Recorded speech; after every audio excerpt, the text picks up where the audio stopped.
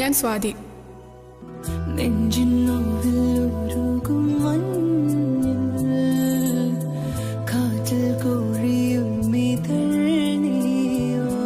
ഇത്രയും സ്നേഹം എന്നോട് കാണിക്കാൻ ചേച്ചിയുടെ ആരുമല്ല ഞാൻ. നീ എന്റെ അനിയത്തിയാ. താനേ തളരുമിരുൾ ഏതോ വിരൽ വരയും വിധി ഒഴുകൂ കനവിൻ കരിനിലാ സന്ധ്യയിൽ മുകിലായ അകലെ ഒഴുകൂ നീ.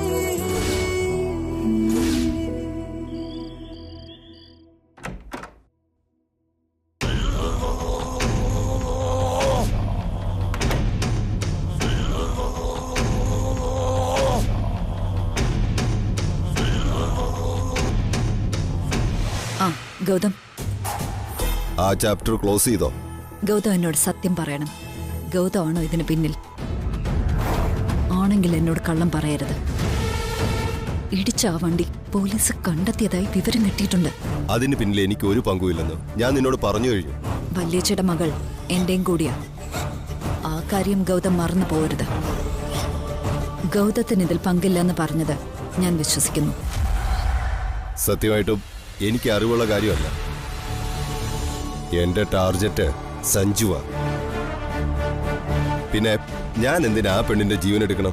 ഇവിടെ വിളിച്ച് വിവരം പറഞ്ഞത് ഒരു സ്ത്രീയാ. ഈ കുടുംബത്തെ ഒന്നാകെ നശിപ്പിച്ചു കളയാൻ പുറത്തൊരാൾ കാത്തിരിപ്പുണ്ട്. കോൾ വന്ന നമ്പർ ട്രേസ് ചെയ്യാൻ പറ്റിയിട്ടില്ല. പേര് പോലും പറയാതെ ഒളിച്ചിരിക്കുന്നവൾ ആരാണെന്ന് എനിക്കറിയണം. അവൾ ആരായാലും കവിതയുടെയും കൂടി ശത്രുവാ. അതുപോലെ ആകണം ഗൗതമനും. നമുക്ക് നാളെ കാണാം. മംഗലശ്ശേരി കുടുംബത്തിന് ഇനി ഒരു ശത്രു വേണ്ട. കണക്കുകൾ പങ്കിടാനും ഞാൻ ആഗ്രഹിക്കുന്നില്ല. ഞാനേ എന്റെ വഴിക്കൊന്ന് അന്വേഷിക്കട്ടെ. ഈ അവതാരം ആരാണെന്ന് അറിഞ്ഞേ പറ്റൂ. ആ പെണ്ണ് രക്ഷപ്പെടാൻ സാധ്യതയുണ്ടോ? അതിന് സാധ്യതയില്ല. മിക്കവാറും ഇന്ന് രാത്രിക്കപ്പുറം പോവില്ല. നീ വെച്ചു, നാളെ കാണാം. കാഷായവും ധരിച്ച് മാറ്റം വന്നെന്ന് പറഞ്ഞിട്ട് സ്വഭാവം പഴയത് തന്നെ. ഒളിഞ്ഞു നോട്ടം. വല്യേച്ചി ഐസിയുന് മുന്നിലിരുത്തി നീ വീട്ടിലേക്ക് ഓടണമെങ്കിൽ ഒരു കാരണമുണ്ടെന്ന് എനിക്കറിയാം. വീട്ടിൽ വന്നതേ സുഖമായിട്ട് ഉറങ്ങാൻ വേണ്ടി ഒന്നല്ല ഞാൻ വന്നത്. വല്യേച്ചി കഴിക്കുന്ന ടാബ്ലറ്റ്സും കുറച്ച് ഡ്രസ്സും എടുത്തിട്ടേ ഞാൻ ഇപ്പൊ തന്നെ അങ്ങ് പോവും. ഗൗതമിന്റെ കൂടെയുള്ള സ്ത്രീ ഏതാ? അനാവശ്യം പറയരുത്. എല്ലാ കഥകൾ പറഞ്ഞ വെച്ചേക്കില്ലെന്ന് ഞാൻ കൊന്നു തള്ളും. കവിതേ, ഇതിന്റെ പിന്നിൽ ഗൗതം ഉണ്ടെങ്കിൽ ഞാൻ നിന്നെ വെറുതെ വിടില്ല. എന്നെ കൊന്നുകളയെന്ന് പറഞ്ഞാൽ ദിനേശൻ പേടിക്കുന്ന കാലമൊക്കെ പോയി. ഈ കുടുംബത്തിന് വേണ്ടി മരിക്കാനും ഞാൻ തയ്യാറാ. നമ്മൾ തമ്മിൽ ഇനി ഒരിടപാടുമില്ല. ഇനി നീ സൂക്ഷിക്കണം ഈ ദിനേശനെ. ശത്രുവിനെ കണ്ടെത്തുന്നതിന് പകരം പുകമറ തീർക്കാനാണ് നിന്റെ തീരുമാനമെങ്കിൽ അടുത്തത് വീഴാൻ പോകുന്നത് നീയാ. അത് നീ ഓർത്തു വെച്ചോ.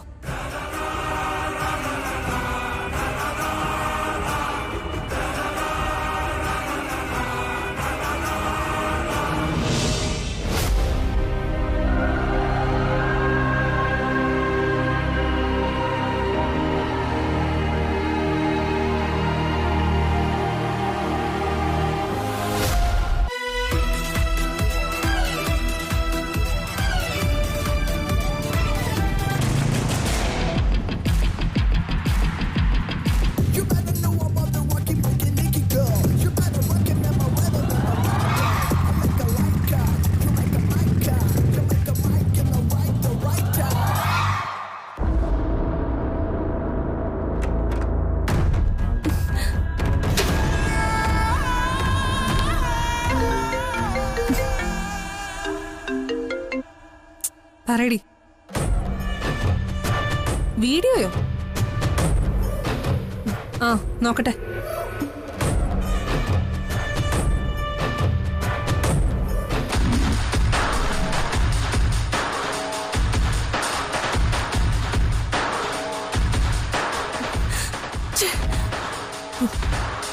സഞ്ജനയ്ക്കൊരു ജീവിതം ഉണ്ടെങ്കിൽ അത് സഞ്ജുവിന്റെ കൂടെയാ. നിന്നെ ഞാൻ എന്നിലേക്ക് കൊണ്ടുവരും സഞ്ജു.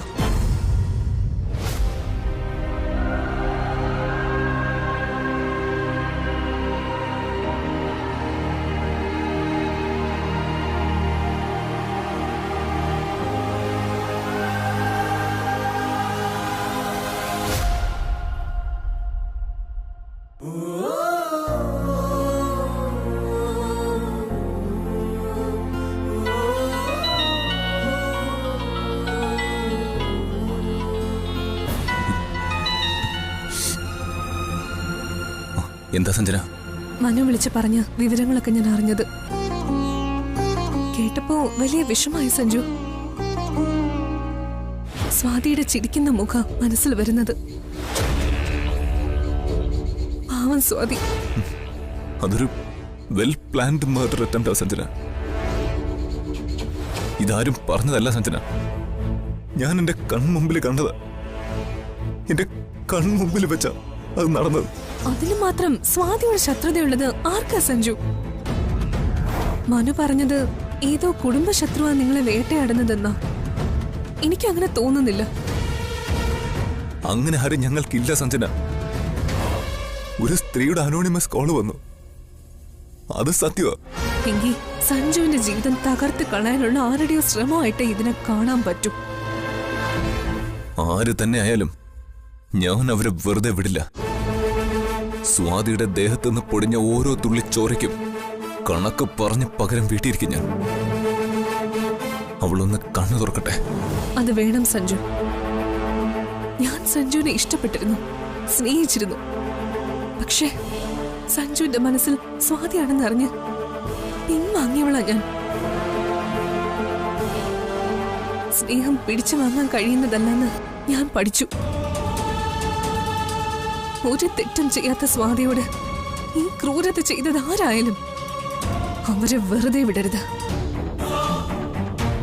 എന്നെ പോലൊരു പെണ്ണാ സ്വാതി. ജീവിക്കാൻ അവകാശമുള്ളവൾ. Thank you Sanjana, thank you. സ്വാതിക്ക് വേണ്ടി ഞാൻ പ്രാർത്ഥിക്കാം. ഇത്രയും കാലം നമുക്ക് മുന്നിൽ കളിച്ച് ചിരിച്ച് ജീവിച്ച ഒരാള് ഇല്ലാതായ സഹിക്കാനാവില്ല.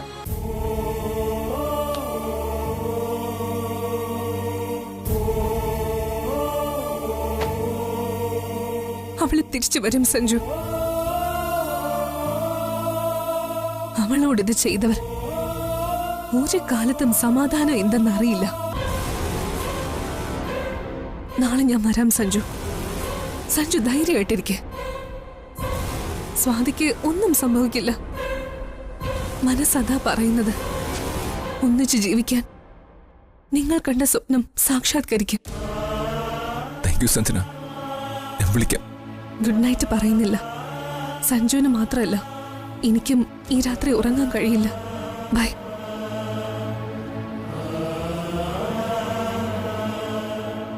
ഞാൻ സംസാരം കേട്ടു. സഞ്ജുവിനെ വിളിച്ച് ആശ്വസിപ്പിക്കേണ്ട മല്ലികാന്റി. അറിഞ്ഞിട്ട് വിളിക്കാതിരിക്കുന്നത് ശരിയാണോ? ആശ്വസിക്കുന്നത് നല്ലതാ. മോള് അളന്നും മുറിച്ചും പറഞ്ഞ വാക്കുകളും നന്നായിരുന്നു. പക്ഷേ എന്താ ഒരു പക്ഷേ? മോളുടെ അച്ഛനെയും അമ്മയും ഞാൻ നന്നായി അറിഞ്ഞവളാ. 14 വയസ്സിൽ മോളുടെ കൂടെ കഴിയാൻ വന്നവളാ ഈ മല്ലികാന്റി. ഇപ്പോ മല്ലികാന്റി എന്താ ഇങ്ങനെയൊക്കെ പറയുന്നത്? എന്തിനാ മോള് മമ്മിയെ കൊണ്ട് മംഗലശ്ശേരി ഗ്രൂപ്പിന്റെ ഷെയർ വാങ്ങിയത്? അതും ആരും മതിക്കാത്ത വിലയ്ക്ക്.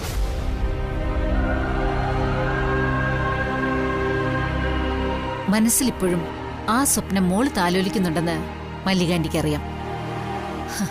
അതങ്ങനെയാണ് മോളെ. പെണ്ണിന്റെ മനസ്സ് ഒരു പുരുഷനിൽ ഉറച്ചുപോയാൽ പറിച്ചെടുക്കാൻ പ്രയാസമാ.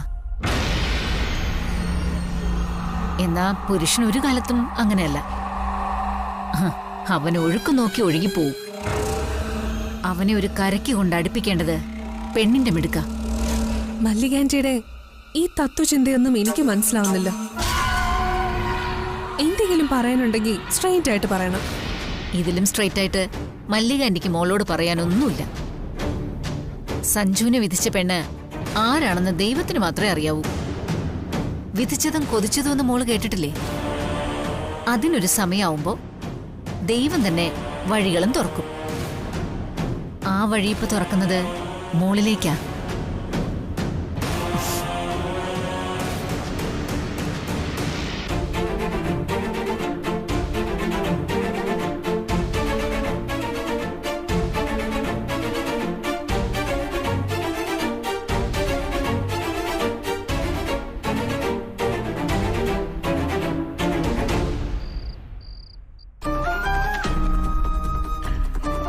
എന്റെ അനിയത്തി, എന്റെ അമ്മോന് കൈവിട്ട് കളയല്ലേ സഞ്ജു. അമ്മോന് സഞ്ജു ഒരു ജീവിതം കൊടുക്കണേ.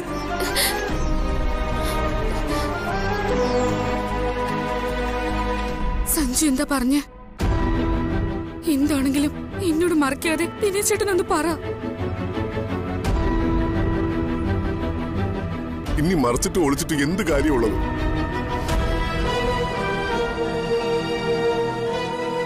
എല്ലാ പ്രതീക്ഷയും അസ്തമിച്ചു എന്ന് തന്നെ പറയാം. സഞ്ജുവിന് പറഞ്ഞു പൂർത്തീകരിക്കാനായില്ല. അവന്റെ പൊട്ടിക്കരച്ചിൽ എന്റെ കാതിലുണ്ട്.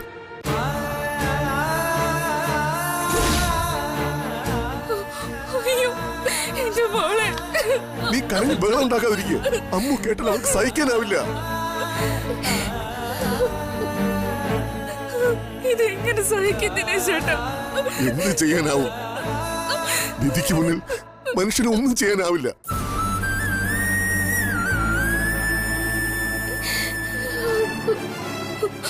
അവരുറപ്പിച്ചാണോ അത് പറഞ്ഞത്? വല്ലിച്ചയ്ക്ക് ഇതിനെപ്പറ്റി എന്തെങ്കിലും അറിയോ? അവരോട് പറയാൻ പറ്റുമോ? ശ്രീകുട്ടി 48 മണിക്കൂർ തേക്കില്ലെന്ന് ഡോക്ടർമാര് പറഞ്ഞിരിക്കുന്നത്.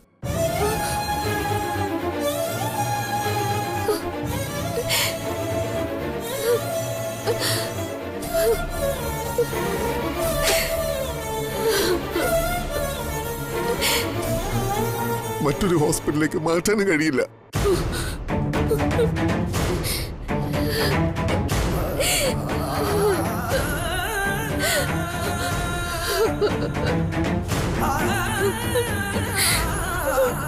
പ്രഭേട്ടനെ വിവരം അറിയിച്ചിട്ടുണ്ട്. എന്തൊക്കെ പ്രതീക്ഷയോടെ ആ മനുഷ്യൻ പോയത്. ജീവൻ പോകുന്നതിന് മുമ്പ് മകളെ വന്നത് കാണാനുള്ള യോഗം പോലും ദൈവം ആ മനുഷ്യന് കൊടുക്കുമെന്ന് പോലും അറിയില്ല.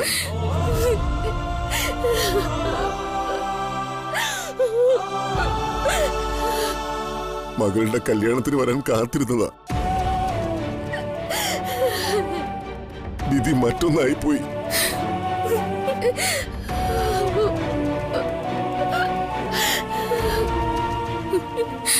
ശ്രീകുട്ടി, അവസാന നാളുകൾ വേദന തരാനാണോ നീ ഇങ്ങോട്ടേക്ക് വന്നത്?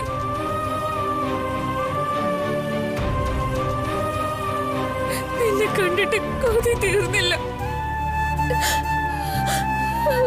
ദൈവം എന്താണ് വിധിച്ചതെന്ന് നമുക്ക് അറിയില്ല കാവേരി.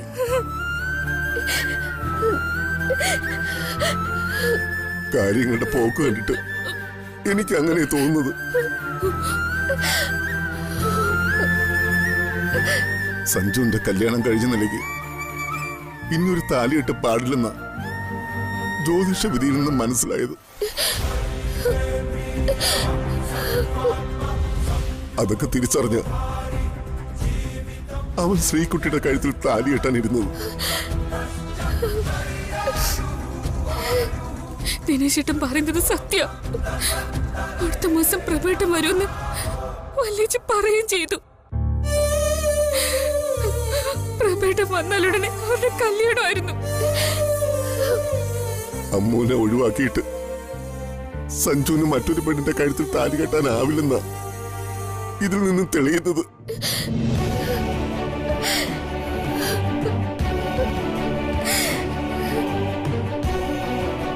അമ്മ സത്യത്തിൽ ആരാണെന്നുള്ള സത്യം നമുക്ക് മാത്രമേ അറിയൂ. നമുക്കത് ആരോട് പറയാനും കഴിയുന്നില്ല. നീ തന്നെ ഒന്ന് ആലോചിച്ച് നോക്ക്. ഒരു ആപത്തിൽ നിന്ന് രക്ഷിക്കാൻ വേണ്ടി മാത്രം അവൻ താലി കെട്ടിയ പെണ്ണിന് ശ്രീകുട്ടി വഴി ഈ വീട്ടിലെത്തിച്ചു. ഒരു മരുമകൾ ചെയ്യേണ്ടതല്ല വേലക്കാരുടെ നിലവാരത്തിൽ നിന്ന് അമ്മു ചെയ്യുന്നു. ഞാനും നീയും അവളെ മരുമകളുടെ സ്ഥാനത്തല്ലേ കാണുന്നത്. ദൈവം സഞ്ജുവിന് വിധിച്ച പെണ്ണ് അമ്മുവാ. അമ്മു അല്ല, ലക്ഷ്മി.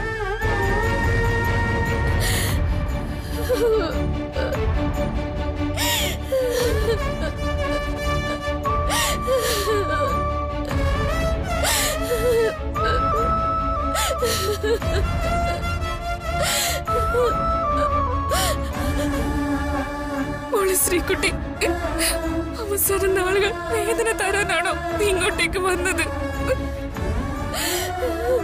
സഞ്ജുവിന് മറ്റൊരു പെണ്ണിന്റെ കഴുത്തിൽ താലി കെട്ടാനാവില്ലെന്ന ഇതിൽ നിന്ന് തെളിയുന്നത്.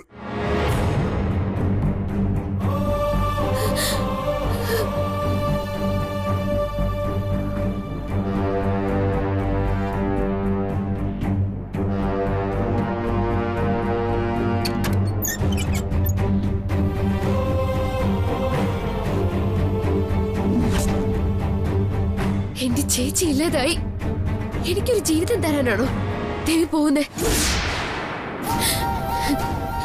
എനിക്ക് അങ്ങനെ ഒരു ജീവിതം വേണ്ട. ഞാൻ ഒരു നിമിഷമെങ്കിലും അദ്ദേഹത്തോടൊപ്പമുള്ള ജീവിതം ആഗ്രഹിച്ചിട്ടുണ്ടോ? അങ്ങനെ ഒരു മോഹം എന്റെ ഉള്ളിലുണ്ടെങ്കിൽ ദേവിയുടെ മുന്നിൽ വന്ന് ഞാനത് പറയില്ലേ? എന്റെ ചേച്ചിയുടെ വിവാഹത്തിനല്ലേ ഞാൻ നിന്നോട് പ്രാർത്ഥിച്ചത്. എന്റെ ചേച്ചിയുടെ വിവാഹം കാണാൻ കാത്തിരുന്നവളാ ഞാൻ. അതിലും വലിയൊരു സന്തോഷം എനിക്ക് വേണ്ട.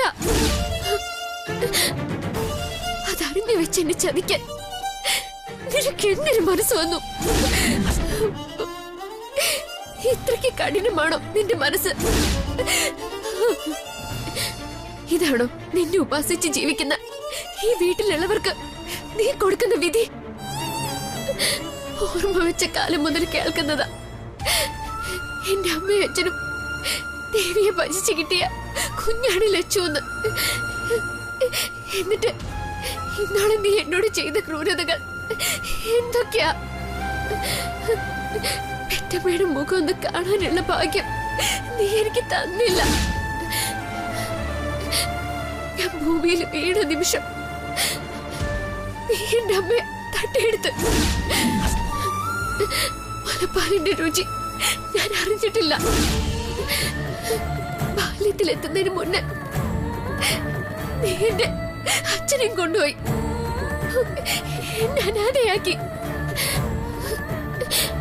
ആകെ ഉണ്ടായിരുന്ന ഒരു ആശ്രയായിരുന്ന എന്റെ മുത്തശ്ശിയെയും എന്നിൽ നിന്ന് നീ എടുത്തു. ഒടുവിലിപ്പോ എനിക്ക് മാത്രം സ്നേഹം തന്ന് കൂടപ്പിറപ്പായി ഹൃദയത്തോട് ചേർത്ത് വെച്ച എന്റെ ചേച്ചിയുടെ ജീവന് വേണ്ടി തിടുക്കം കൂട്ടി നിൽക്കുന്നു. അദ്ദേഹം പറഞ്ഞത് സത്യം. നിനക്ക് കേൾക്കാനും മുരിയിടാനും പറ്റില്ല. മനസ്സ് നൊന്ന് പ്രാർത്ഥിക്കുന്നവരുടെ സങ്കടങ്ങളും വേദനയും മനസ്സിലാക്കാനാവില്ല. പ്രതിമ മാത്രാ നീ. ഇനി ഞാൻ നിന്റെ മുന്നിൽ വരില്ല. എന്റെ ചേച്ചി ഈ ലോകത്തിൽ നിന്ന് പോകുന്നതിന് മുന്നേ എനിക്ക് പോണം. അതുകൂടി കണ്ട് നീ സന്തോഷിച്ചോ? ഇനി ആരും എന്നെ സ്നേഹിക്കണ്ട. എന്നെ സ്നേഹിക്കുന്നവരുടെ ജീവനാണ് നിനക്ക് വേണ്ടതെങ്കിൽ എന്റെ ജീവൻ ഞാൻ തരാം.